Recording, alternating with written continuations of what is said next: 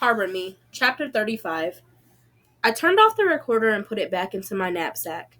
It was almost 3 o'clock, but just like most Fridays now, none of us moved. We started ignoring the time weeks ago. It was strange to remember that we'd come into this room confused about why we were here. Now, we could barely remember a time when we weren't here. Hey, Amari said, since we all doing some sharing, before we all bounce for the weekend, I want to show you something. He opened his drawing pad and we all leaned toward him. I've been copying some of these comic books, guys, Amari said. I got some sweet characters. I'm going to put all of y'all in there too. It's going to be so tight. It's like my brain is frying with ideas. Amari had the biggest smile on his face that I'd ever seen, which made the rest of us smile and look through the comics. Even me and Holly went over to see what the four of them were getting all excited about. Some people try to hate on comics, but they get you inspired, Amari said. It's like, man, look at this guy. He opened a Black Panther comic, and the Black Panther was big and black and strong on the page. Outside of the art room window, the schoolyard was bright and cold. The strange thing is, I don't remember any other sound but Amari's voice. There must have been kids playing. There must have been yelling and laughter and horns blowing, but none of it comes back to me. Just Amari's smile, his comic books, us gathering around him. Like, what if the Black Panther was just a kid in this school, he said. Just a regular kid. That's what I was thinking last night. Every comic book hero used to be a little kid in school once. So what if kids like us are the superheroes, right? The real superheroes. Amari was talking fast. The other boys were nodding as he turned the pages of the comic books. Like Esteban, Amari said. Who's the Dominican Superman? I mean, we get Miles Morales. He's the Puerto Rican Spider-Man. So we got Tiago covered. But Ashton, who's the superhero whose dad works at Key Food? And for me, who's the guy who doesn't get to play with guns, so he has to find out another way to destroy? Amari looked at me. Haley, I got you too. Superhero girl who lives with her uncle. I got you too, Holly. Your richness is your superpower. I waited for Holly to get mad at Amari for calling her rich, but she didn't. She was even smiling a little. I'll take it, she said.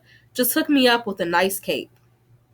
We must have headed out soon after that, because I remember all of us walking down the hall and out into the schoolyard together. We walked slowly, still talking. Chapter 36. What do you think your superpower would be? Holly asked me as we waited for Kira to pick us up after school. Someone had drawn a hopscotch game just outside the schoolyard fence, and she started jumping up the numbers, then turning and jumping back down them again. I had just been wondering that myself, wondering who the superhero is with a dad in prison. I don't know, I said. What about you? I'd want super focus, super be stillness. I'd want to sit like a statue for hours and hours and be like a sponge. Everything anyone said to me would be soaked right up, and I'd be the most brilliant person ever. But you're so smart already, Holly, even if you can't sit still. But imagine if I could. Then I'd be even smarter. I'd probably be graduating high school at 13. But then you wouldn't be in school with me, I said. Oh yeah, that's right. Then I think I'd want us to have the same superpower. Maybe I'd want to fly, I said. Me too. That's easy. Everybody wants to fly. But what else? I thought about my dad. There was a room in my brain where I was mad at him. Some days I opened that door, and it made me so sad that I just sat for hours staring off at nothing. Those were the days Miss Laverne and my uncle and even Holly left me alone. Those were days filled with gray light and cold, damp air. That was the room where I realized I couldn't forgive him. I said slowly, I think I'd want to forget. Holly stopped jumping. Forget what? About what happened between my mom and my dad. I want to just imagine that I always had a dad and that I never had a mom. But you did have a mom. I know. You want to forget even the little tiny bit you know about her? Holly frowned, confused. It's not that. It's just, I don't want to be so sad and mad when I think about it all. I just want to think about the good stuff. Then you want forgiveness, not forgetness, Holly said. Forgiveness, I thought. I want forgiveness.